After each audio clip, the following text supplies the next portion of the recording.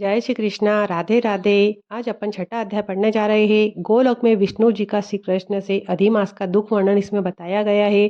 दूसरे अध्यायों के लिंक मैं डिस्क्रिप्शन बॉक्स पे दे दूंगी। अगर आपको दूसरे अध्याय सुनना है तो आप वहां पे जाकर सुन सकते हैं। नारद जी बोले, हे पाप रहित ऋषि प्रवर, विष्णु भगवान ने गोलोक में जाकर क्या किया, सो कृपा करके मुझसे कहे। श्री नारायण बोले, हे नारद, अधिमास सहित विष्णु जब गोलोक में गए तब वहां जो हुआ सो कहता हूँ, सुनो। गोलोक में मणियों के खंभों से सुशोभित सुंदर ज्योति धाम को विष्णु भगवान ने दूर से ही देखा। उस ज्योति धाम से इतना प्रकाश निकल रहा था कि भगवान विष्णु की आंखें चकाचौंध हो गई, जिससे उनके नेत्र बंद हो गए। तब थोड़े थोड़े नेत्र खोलते हुए अधिमास को अपने पीछे करके धीरे धीरे चले। भगवान श्री कृष्ण के मंदिर के पास पहुंचकर वे अधिमास सहित विष्णु बड़े आनंदित हुए। तब हरि के द्वारपालों ने उड़कर उन्हें प्रणाम किया।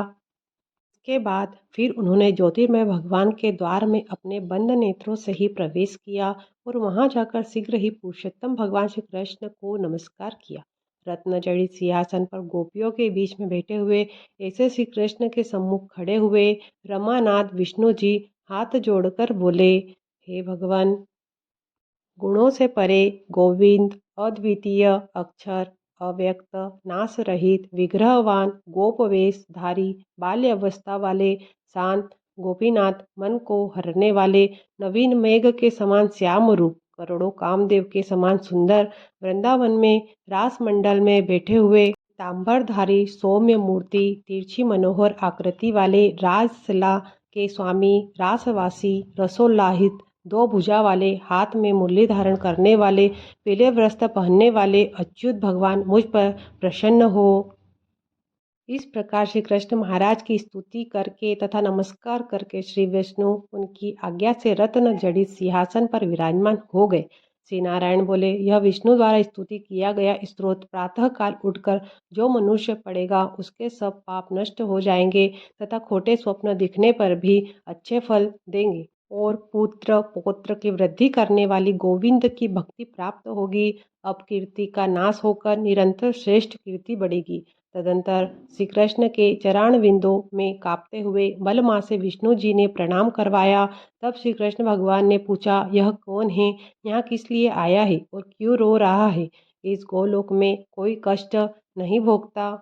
गोलोकवासी सदा आनंद में मग्न रहते हैं, स्वप्न में भी कोई दुष्ट वार्ता नहीं सुनते हैं। हे विष्णु, यह मेरे आगे दुखित नेत्रों से आंसू बहाता हुआ, थरथर कांपता हुआ क्यों खड़ा है। श्री नारायण बोले, नवीन मेघ के समान मनोहर श्याम शरीर वाले गोलोकनाथ के वचन सुन विष्णु भगवान सिंहासन से उड़कर आदि से लेकर अंत तक मलमास के दुख सुनाने लगे। श्री विष्णु बोले, हे वृंदावन चंद्र, हे श्री कृष्ण, हे मुरलीधर, यह मलमास है। इसके कष्ट में आपके आगे कहता हूँ, इसका कोई अधिस्वर नहीं है, इस कारण इसे मैं यहाँ ले आया हूँ। आप इसके दुखों को दूर करो। यह अधिक मास सूर्य की संक्रांति से रहित है, त्याज्य है, अपूज्य है और शुभ कामों में सदा वर्जित माना गया है।